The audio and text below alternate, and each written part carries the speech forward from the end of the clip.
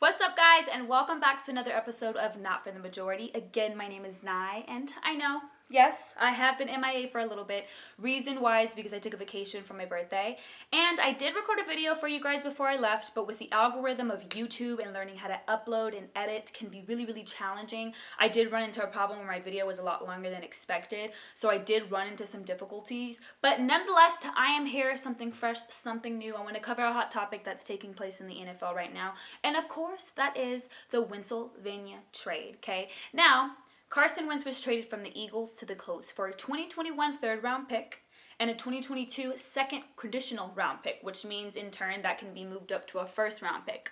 Now, I am very satisfied with this trade, and a lot of you might be questioning why I am. Why? Because Carson Wentz was the worst quarterback in the league last year. He got sacked 50 times in 12 games. The Eagles gave up 65 sacks. Oh my gosh, yes, that is very mind-blowing. But I'm going to break it down to you guys, okay? Carson Wentz had a past of being an elite quarterback, okay? I think that going to the Colts is a Super Bowl in the making team. They have an outstanding defense, a terrific offense, and I believe that they can build around Carson Wentz, okay? They have the weapons to be able to protect him. Carson Wentz has had a really good past, and this past year was the worst season he has ever played. His best season was in 2017 with the Eagles, okay? The Eagles had great offense, defense. Again, Carson Wentz was killing it. He was just killing it. He had 33 touchdowns and 7 interceptions. He was 11-2 before he tore up his knee, and when he tore up his knee, he was replaced for Nick Foles. That following, obviously the next year, the same season going on, they ended up winning a Super Bowl. As a man, you have high pride. Your ego was completely shot down. You were having the best season yet, and you ended up getting replaced by Nick Foles, who ends up winning a Super Bowl and the game's MVP.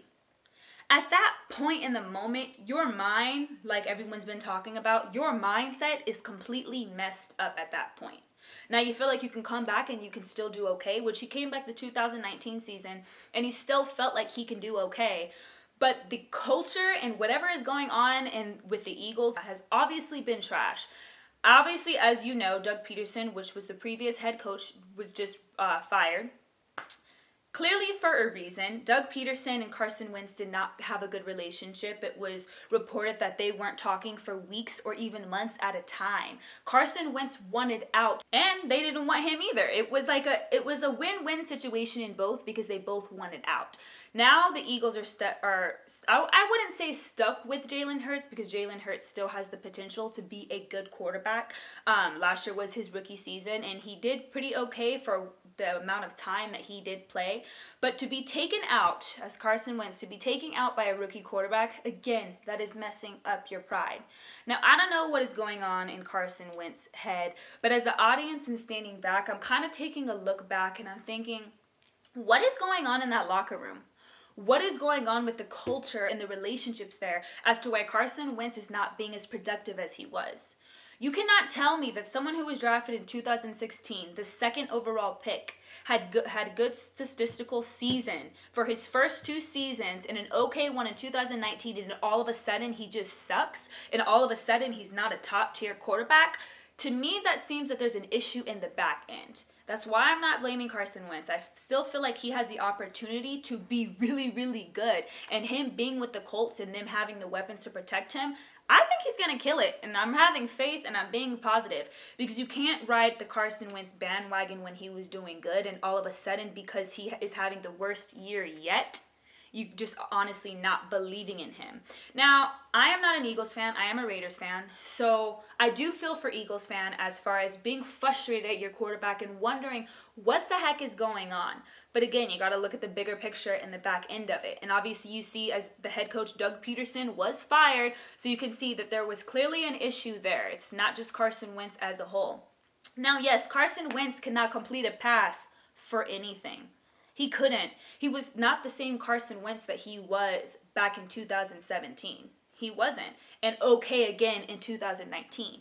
But I believe that going to an elite team like the Colts, again, like I said, someone who is a Super Bowl team in the making. I believe that he can take them to the Super Bowl and beyond. And I'm not saying he will within this next year, but he is a young guy. Carson Wentz is only 28 years old. He's going into his 6th season. You cannot tell me that someone that had a great season from the start is now just the worst in the world and there's no overcoming that. Now, again, everyone's been talking about that mindset. Now he's going to the Colts, they have a new head coach, Frank Reich. Frank Reich was his offensive coordinator in 2017 when he was having his best year yet. Everyone's been talking about the mindset. Okay, now can the mindset change?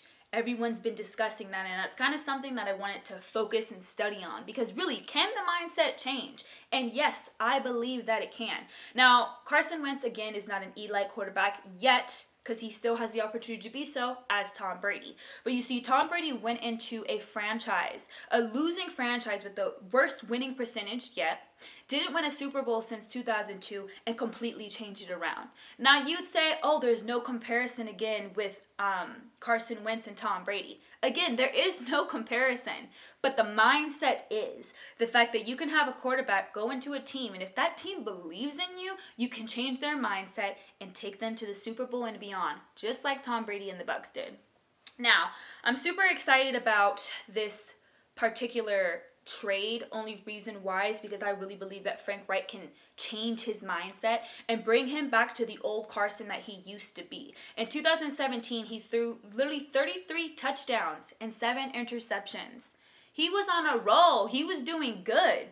He's not just sucking all of a sudden. He's sucking all of a sudden for a reason. So I think that with time, changing his mindset, it can all get back to where he needs to be. Now, you'd say in 2017, it was just a different type of season because he had Alshon Jeffrey at the time, and he also had, I believe it was Terry Smith at the time, and even had Nelson Aguilar. I'm a Raiders fan.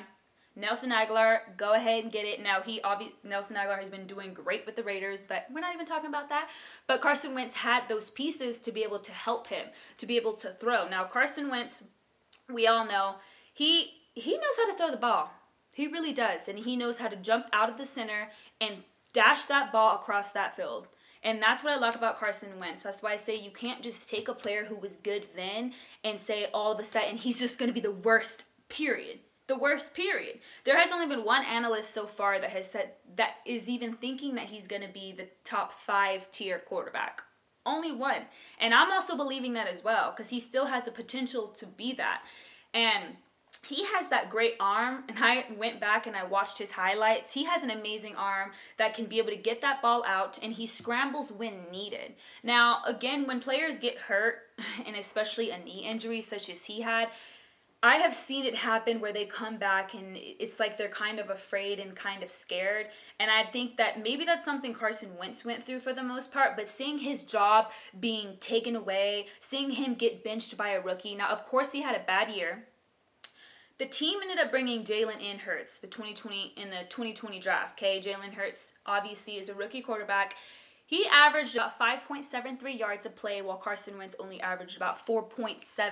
So now if you want to go on the topic, did Jalen Hurts take Carson Wentz's job? Now, yes, that's probably what happened. When you have a team that has the opportunity to build around you and they don't, instead they bring in a young quarterback to be your competition, then of course, you're going to take that as offense. Now, do I believe that Jalen Hurts has the opportunity to become the franchise quarterback of the Eagles? I do.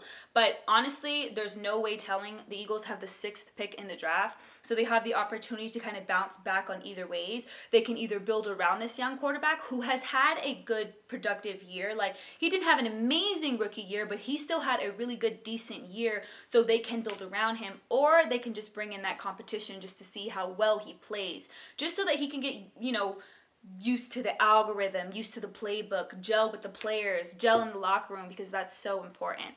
In the meantime, I want to jump the gun on you guys. I want to completely switch up topics, and I'm going to do my first ever movie review on the Judas and Black Messiah. Now, this movie came out at the most perfect time ever. It's Black History Month. The world that we live in is so divided, so much police brutality taking place. This historical movie is going to teach everyone from every single culture Black history and things that have taken place that were not taught to us during our schooling.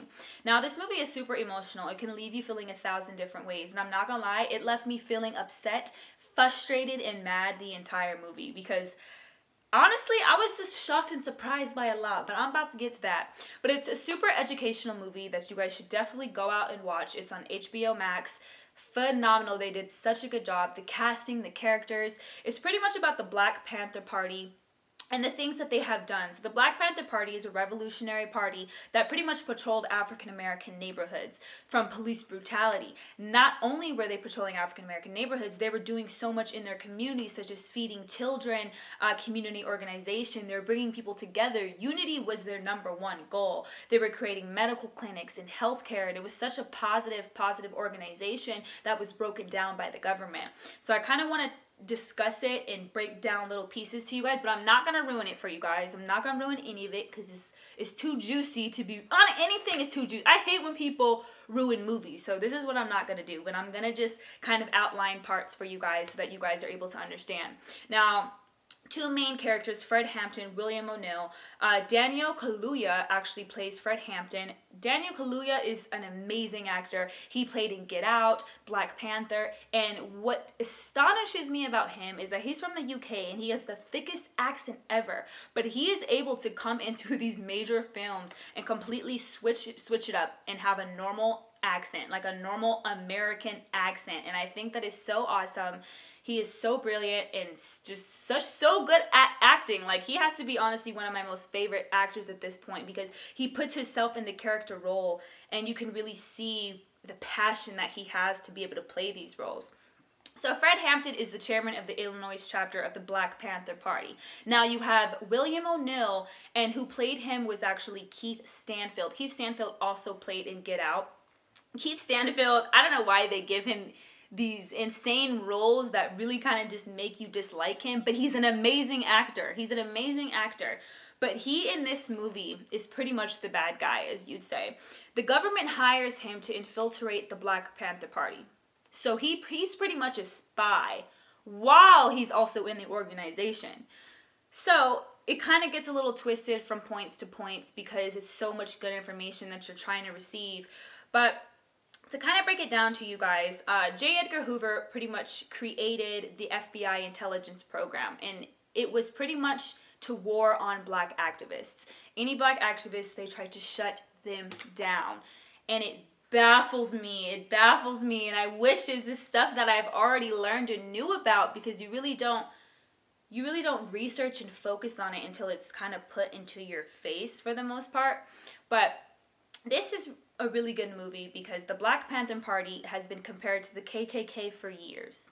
The KKK is someone who hates black people. They lynch, they kill black people. They're completely about terror and riots, and it's just completely negative. The Black Panther Party is so positive and it's such a good influence, but the government hated it so much that they did anything to destroy this organization. Now Fred Hampton, which of course is the good guy, he is courageous. He's building a coalition. He's a socialist, while you have William O'Neill, who is playing the bad guy, and he's the individualist, the capitalist, like some people in this world today. And the reason why I like this movie is because it really discusses how people really are in the world today. You have people who want freedom and power, but everybody has different ideas on how to get it. You can either get it in a way that the Black Panther Party did it, where they did it in solidarity, like they did it together in unity, and you have people who want freedom and power in other ways and will do anything to hurt their communities or hurt their cultures to get to where they need to be. But this is an awesome movie. Brilliant work. It's a film that was actually created by Shaka King, and I was actually watching in an interview that he said that the Lucas brothers came to him with this movie idea to be able to bring Fred Hampton's story to life so that people were aware and acknowledged of the background, because he was such a prominent role in our world. But again, we were not taught about this type of things unless you actually go out and you research it. Now, to kind of explain this movie to you guys, Fred Hampton is the activist of the movie. He's the good guy. He's the one who is over the Black Panther Party, and he's really trying to make a change. William O'Neill is the antagonist. He is not the good guy at all. Like, you will not like him during this movie, and I'm just going to let you know that now. But William O'Neill is pretty much hired by the government to pretty much be a spy. Now, William O'Neill is not only a member of the Black Panther Party, but he's also helping the government at the same time. So, as you'd call him, an Uncle Tom. Now, it's really, really frustrating because you see William O'Neill kind of go back and forth, and he's cool with the party and he goes again and snitches on Fred Hampton, and that alternates to his assassination. Now, I'm not going to tell you anymore because I don't want to ruin it for you guys, but you guys have to watch this movie. It is such a great movie to watch, and it's so educational, and it literally will teach all cultures from every single background the history of the Black Panther Party, and they were legit. They were awesome. They were someone who changed the African American community as a whole. Now, this is all I have for you guys today. I will be back Friday with another episode. Don't forget, like, comment, and subscribe. And yes, I will be doing movie reviews from time to time. But again, like I said, I'm bringing my juice, and we're going to switch it up every single show.